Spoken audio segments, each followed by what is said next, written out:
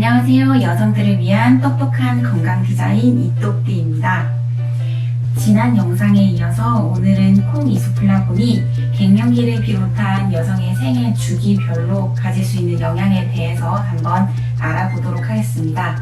갱년기 문제에 있어서는 골다공증, 인지기능, 그리고 안면 홍조, 심혈관계 질환 이렇게 나눠서 알아볼게요. 첫 번째로 골다공증입니다.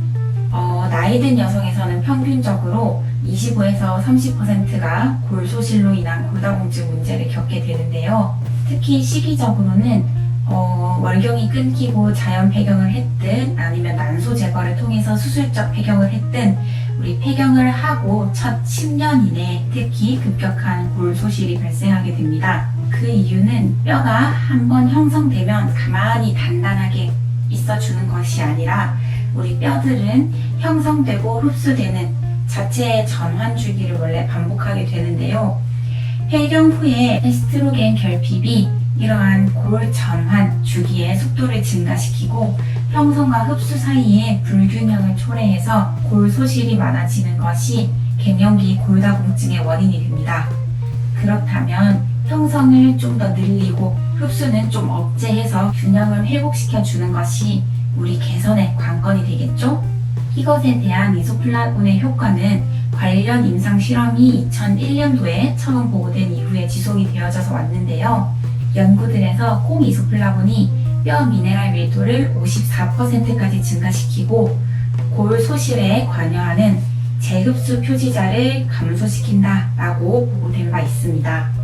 그리고 상해, 싱가포르 등의 대규모 연구에서 콩의 섭취가 여성들의 골절 위험을 감소시키는 것으로 나타났고 2021년에도 우리 콩 이소플라본이 뼈 형성 표지자들은 증가시키고 흡수 표지자들은 감소시키는 것으로 정리된 바 있습니다. 그런데 한 가지 한계를 가지는 점은 연구 기간에 따라서 장기간으로 갈수록 별로 유의한 효과가 없었다라고 나온 결과도 있어서 장기간의 복용은 좀 더 신중할 필요가 있겠습니다.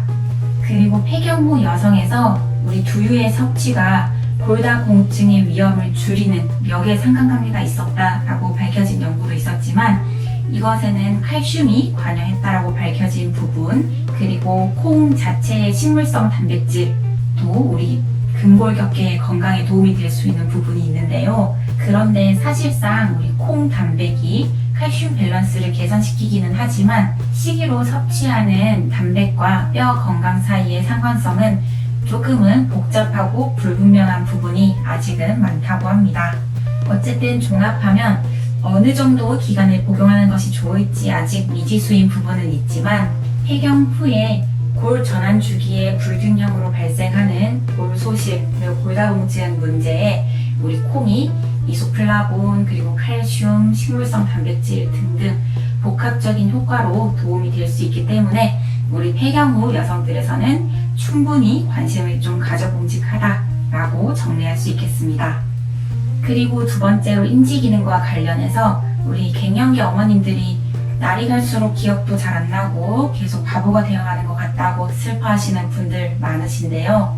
2001년부터 2006년까지 발표된 여러 편의 연구들이 우리 콩 이소플라본의 보충이 인지적 이점을 가진다라고 발표했습니다.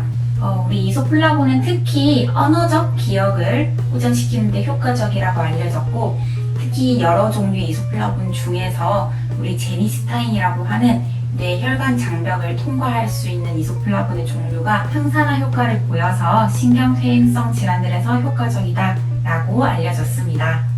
그런데 반대로 일부 연구들에서는 두부 섭취가 기억력을 나빠지게 한다라는 연구도 있었던 것처럼 반대 결과를 보인 연구들이 아예 없는 것은 아니었지만 2021년에 발표된 16편의 논문을 종합한 분석 연구에서는 우리 콩 이소플라본이 기억력과 인지기능의 개선에 이점을 가진다라고 정리했습니다. 그리고 갱년기와 관련해서 세 번째로 안면 홍조와의 상관성을 알아볼 텐데요. 안면 홍조에 대한 콩 또는 이소플라본의 효과는 많은 상반된 연구 결과들이 존재합니다. 이것의 이유는 특히 안면 홍조는 주관적으로 느끼는 증상이니만큼 우리 플라시보 효과가 개인마다 크고 다양하게 존재할 수가 있고요. 우리 콩 이소플라본에 대한 대사 능력도 개인차가 있어서 연구간 불일치하는 결과가 많이 나오는 것으로 해석되고 있습니다.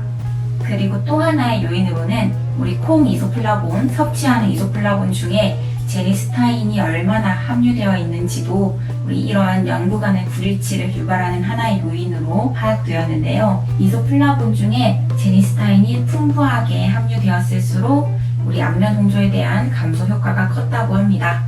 우리 이런 제니스타인의 안면 홍조 감소 효과는 앞으로 조금 더 지켜볼 필요가 있겠습니다. 그리고 폐경 후에 또 하나의 걱정인 심장혈관 질환과 관련해서는 콩 식품의 섭취가 관상동맥 질환을 포함한 만성 질환들의 발병 위험을 낮춘다 라고 알려져 있고요. 우리 혈중 콜레스테롤이 높은 상태에서 식물성 에스트로겐이 그 수준을 낮춰줄 수 있다고 합니다. 그런데 여기서 주의할 점은 이소플라본이 지방 수준 그리고 염증 표지자 조절을 통해서 이런 관상동맥 질환을 감소시키는 효과는 조금 연령 특이적으로 65세 미만의 여성들에서만 유효했다고 하는 부분이 있었습니다. 이는 나이가 들수록 에스트로겐 자체뿐만 아니라 에스트로겐 수용체의 민감성도 조금 퇴화가 되어서 우리 에스트로겐 수용체와의 결합을 이용하는 식물성 에스트로겐에 대한 민감성도 연령에 따른 차이를 보이는 것으로 생각이 됩니다. 어쨌든 요약하면 콩 그리고 콩 식품을 통한 이소플라본의 섭취는 장기적으로 유의한지는 아직 조금 불분명하긴 하지만 뼈 건강에 충분한 이점을 가질 수 있고 기억력과 인지 기능의 개선에 있어서도 우리 콩 이소플라본이 도움이 된다라고 하는 결과가 우세합니다. 그러나 안면 홍조에 있어서는 우리 안면 홍조에 대한 플라시보 효과의 개인차, 대사 능력의 개인차, 그리고 제니스타인 함량의 차이 등으로 인해서 우리 콩 이소플라본의 효과에 대해서 이렇다 할 결론을 내리기는 아직은 좀 어렵다라고 보셔야 될 것 같고요. 마지막으로 심혈관계 질환에 있어서는 특히 65세 미만, 우리 갱년기에서 너무 지나지 않은 경우들에 있어서 특히 콩 이소플라본의 섭취로 이점을 얻을 수가 있다. 이렇게 보실 수 있겠습니다. 그리고 다음으로 가임기 여성 어린이와 관련된 콩 이소플라본 섭취 연구 결과들도 살펴보겠습니다. 콩 이소플라본을 조금 더 어릴 때 그리고 젊을 때 섭취하는 것은 지금 내 몸에 충분한 에스트로겐이 있는데 더 먹는 것은 안 좋은 것은 아닐까 하는 궁금증이 생기실 수가 있는데요. 그런데 중요한 것은 우리 이소플라본과 같은 식물성 에스트로겐은 상대적인 작용을 갖는 것으로 알려져 있습니다. 우리 체내에 에스트로겐이 많을 때는 에스트로겐의 작용을 조금 막는, 기량하는 작용을, 그리고 체내에 에스트로겐이 부족할 때는 이런 에스트로겐 같은 에스트로겐 양 작용을 내는 것으로 알려져 있고요. 그래서 우리 체내에 에스트로겐이 충분한 상태일 때도 우리 식물성 에스트로겐을 섭취한다라고 해서 무조건 과해지는 플러스 효과만이 나는 것은 아니라고 알고 계시면 되겠습니다. 실제 연구들을 살펴봐도 우리 식물성 에스트로겐의 섭취가 가임기 여성들에서 체내 생식 호르몬 농도에 영향을 미치지 못했다라고 하는 결과들이 있고요. 콩 섭취가 월경 주기를 연장한다라고 하는 아주 오래된 연구가 한편 있기는 하지만 이후에 추가적인 연구가 없었고, 그리고 월경 주기가 아주 살짝 하루 정도 약간 연장된 거 있었지만 배란이나 생식반에는 없었다라고 하는 측면에서 원래 하루 정도는 스트레스나 기타 요인들에 의해서도 연장될 수 있는 부분이기 때문에 크게 유의미한 결과는 아니라고 판단이 됩니다. 그리고 2007년에 우리나라의 대한간호학회지에 발표된 콩 섭취와 월경 전후기 증상의 관련성에 대한 연구 결과에서도 콩 섭취가 가임기 여성의 월경기 그리고 월경 전후기 증상에 긍정적인 영향을 미친 것으로 보고된 바 있습니다. 그리고 우리 월경이 아니라 자궁근종에 대해서도 나날이 발병률이 높아지고 있어서 우리 가임기 여성분들이 걱정이 많으실 텐데요. 콩 이소플라본의 섭취가 자궁근종의 발병이나 증상에 영향을 미치지 않는다라는 결론이 다수이고, 그리고 중요한 것은 이소플라본보다 신경을 쓴다면 육류, 고지방식이, 술과 같은 다른 쪽의 식단을 주의하는 것이 훨씬 중요하다. 특히 이런 식단들을 서구형 식단이라고 하는데요.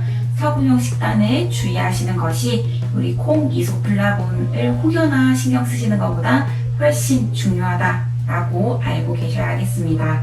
그리고 혹 우리 임신 준비 과정이나 임신 중에도 우리 콩 섭취는 웬만하면 걱정하지 않으셔도 될 것 같은데요. 콩 섭취가 인슐린 저항성을 낮춰서 우리 보조생식수를 시행하는 여성들에서 수정률을 높였다라고 하는 결과도 있고요. 과거에는 임신 중에 콩을 많이 먹으면 태아에서 요도 하혈을 일으킨다라고 하는 얘기가 있었지만 최근의 연구 결과들은 정반대라고 보시면 되고, 일상적인 섭취 수준으로는 그러한 영향이 태아에게 전달되기에는 농도가 불충분하다라는 의견들이 있습니다. 그래서 종합하면 우리 가임기 여성들도 생식 능력이나 자궁 근종, 임신의 영향 이런 것들을 걱정하지 않고 충분히 콩 그리고 콩 식품들을 섭취하셔도 될 것 같습니다. 그리고 아이들에서도 한때 아이들이 콩 섭취를 많이 하면 사춘기의 시작 타이밍이 빨라진다라고 하는 얘기들이 있었는데요. 해외 연구 결과들을 살펴보면 약 4,700여 명의 중국 어린이 남녀 한 반반 정도씩 해서 연구를 했을 때 콩 섭취가 오히려 사춘기를 남녀 둘 다에서 늦게 오도록 했고, 이는 체지방이랑은 무관한 결과였다라는 보고가 있고요. 이후에 2010년에 백인 어린이를 대상으로 한 연구에서도 우리 콩 섭취가 여아에서는 늦은 사춘기와 오히려 관련이 되었고 남아에서는 별 관련성이 없었다라고 결론 내린 바 있었습니다. 그래서 어쨌든 이런 연구 결과들이 있지만 최신 지견에서는 아무래도 근거가 좀 제한적이기 때문에 콩 섭취와 사춘기 사이의 관련성은 불분명하다라고 정리되었습니다. 그래서 정리된 바와 같이 연구 결과들이 많지 못한 한계가 있지만 어쨌든 현재 결과들로서는 우리 아이들이 이른 사춘기나 성조숙증 등에 대한 걱정으로 우리 콩 섭취를 과하게 조심할 필요는 없을 것으로 생각이 됩니다. 그리고 이 이외에 콩 섭취와 관련해서 들어보셨음직한 이슈들로는 갑상선 문제라든지 남성의 전립선 암 얘기도 있는데요. 이것은 간단히 정리하고 넘어가자면 갑상선 기능과 관련해서 콩을 과하게 섭취하면 요오드 문제가 있어서 갑상선 기능 저하증을 조심해야 한다라고 하는 얘기들이 있었는데요. 이는 조금 확실하지 않은 얘기입니다. 그래서 이소플라본이 잠재적 갑상선 기능 저하증 환자나 요오드 섭취가 부족한 사람들에서 갑상선 기능 저하증을 일으키지 않는다라고 하는 제한된 결론이 존재하고요. 관련 문헌들을 종합해 보았을 때 14편 중에 1편을 제외하고는 갑상선 기능 저하증이랑 콩 식품 섭취 사이에 관련성이 없었다라고 합니다. 그리고 일부 연구들에서는 콩 보조제로 섭취를 했을 때는 관련성이 있고 콩 식품으로 섭취를 했을 때는 관련성이 없었다라고 결론 내린 경우도 있었고요. 또 어떤 연구에서는 고용량으로 콩을 섭취를 했을 때 갑상선 기능 저하증과 관련성이 있었다라고 하는 연구가 있긴 했지만 그것은 우리가 일상적으로 섭취하는 콩 섭취 양을 훨씬 웃도는 용량이었다고 합니다. 그리고 또 하나의 문제는 콩 단백이 갑상선 약제인 레보티록신의 흡수를 방해한다라고 하는 얘기가 있는데요. 이는 콩뿐만 아니라 다른 많은 보충제나 약들도 마찬가지이기 때문에 특별히 콩만 조심할 것이 아니라 콩을 비롯한 어떠한 식품 혹은 약물의 섭취와 갑상선 저하증 약의 복약 사이에 우리 기간만 충분히 두면 특별히 문제될 것은 없을 것으로 생각이 되고요. 갑상선 문제는 우리 콩보다는 요오드가 가장 유관하다라고 많이들 얘기가 되고 있습니다. 그리고 남성의 전립선 암과 생식 기능에 대한 콩 섭취의 영향은 저희가 아무래도 여성들을 위한 똑똑한 건강 디자인이기 때문에 상세히 다루지는 않겠지만 간략히 정리하고 넘어가면 일반적인 섭취 수준에서는 정자나 호르몬에 영향이 없고 그리고 콩이 전립선암의 발병 위험을 감소시킨다라고 하는 얘기에 대해서는 그렇다고 아직 그것을 위해서 콩의 섭취를 권장할 만한 확고한 수준의 근거는 없고 추가적인 근거가 필요한 실정이라고 정리하고 넘어갈 수 있겠습니다. 네, 여기까지 이전 편의 식물성 에스트로겐에 대한 개요부터 유방암에 대한 영향, 그리고 오늘 갱년기, 가임기 여성, 어린아이, 그리고 갑상선, 남성까지 포함해서 우리 식물성 에스트로겐 중에서도 콩 이소플라본이 가질 수 있는 영향을 자세하면서도 간략하게 한번 알아보았습니다. 그래서 우리 화두에 따라서 연구 결과들의 일부 제한점이 존재하긴 하지만 대략적으로는 과도한 고용량이 아니라면 콩 섭취가 일상적으로 크게 문제되는 부분은 없다. 일부 이점이 밝혀진 부분들도 존재한다 라고 정리할 수 있겠습니다.